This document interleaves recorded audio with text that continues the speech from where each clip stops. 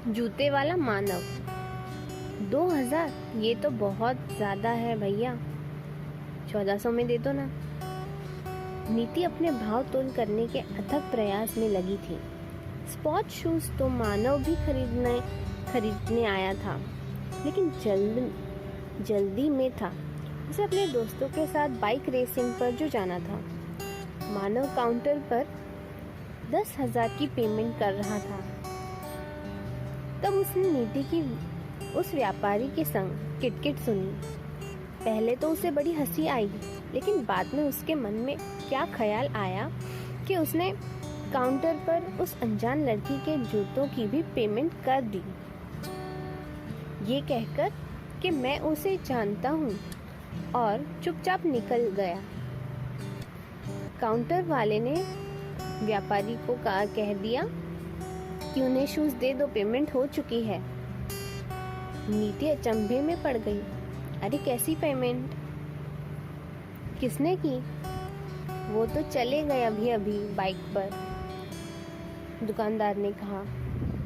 जूते लेकर नीति बाहर ढूंढने निकली। 3 रास्ते थे, वो किस दिशा गया होगा, नीति के लिए समझना मुश्किल था। फिर काउंटर पर उसने पूछा, क्या वो आपका पुराना कस्टमर है?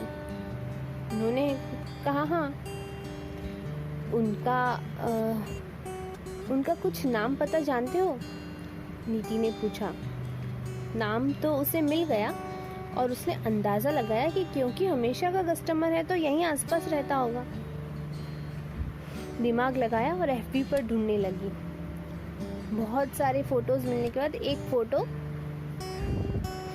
काउंटर वाले ने पहचानी। नीति ने देखा कि ये तो,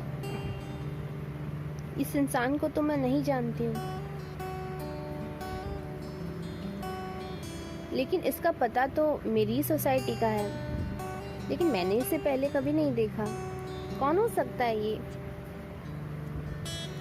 इस अधूरे जवाब और अपूर्ण खोज के बाद वो घर आ गई। कई दिन उसने आजू बाजू में पूछा, लेकिन उसे पता न चला।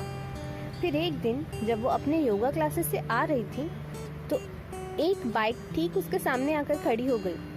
उसे अजीब लगा और वो थोड़ी सी घबरा गई। उसने अपना हेलमेट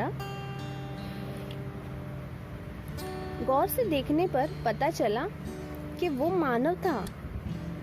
तुम तो वही जूते वाले हो ना? पता है मैं तुम्हें कब से ढूंढ रही हूँ। हाँ पता है, पैसे करने के लिए ना, मानव ने कहा। स्वीटी आंटी को बात करते सुना था मैंने। ये सुनकर नीति ने कहा, तुम स्वीटी आंटी को जानते हो? मानव ने कहा, मैं तो सबको जानता हूँ सोसाइटी में, लेकिन ये बात अलग है कि कोई मुझे नहीं जानता। I mean, मेरा नाम। वो कैसे? नीति ने पूछा। मानव ने कहा, वो है कि सोसाइटी में जो जनरल स्टोर है वो मेरे पापा का है। नीति को अब सब समझ आ गया। ओह, तो तुम नवीन अंकल के बेटे हो? मानव ने कहा, हाँ। और तुम दिनेश अंकल की बेटी हो? नीति, दुकानदार सच कह रहा था कि तुम सच में मुझे जानते हो? मानव ने कहा, हाँ, लेकिन मैं पैसे वापस नहीं लेने वाला, इसे गिफ्ट समझकर रख लो। नीति ने कहा, अरे ऐसे कैसे?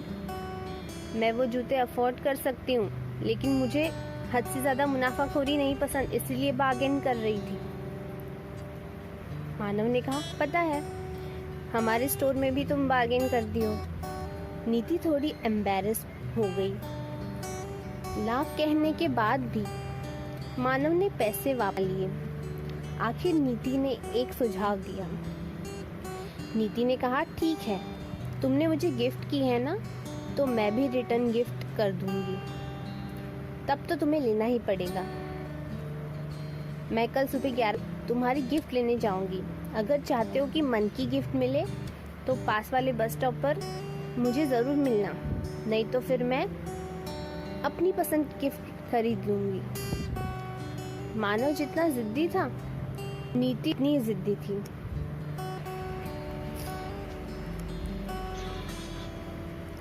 आखिर पहुंची गई दूसरे दिन नीति से आखिर पहुंच ही गया दूसरे दिन नीति से मिलने अपनी बाइक पर।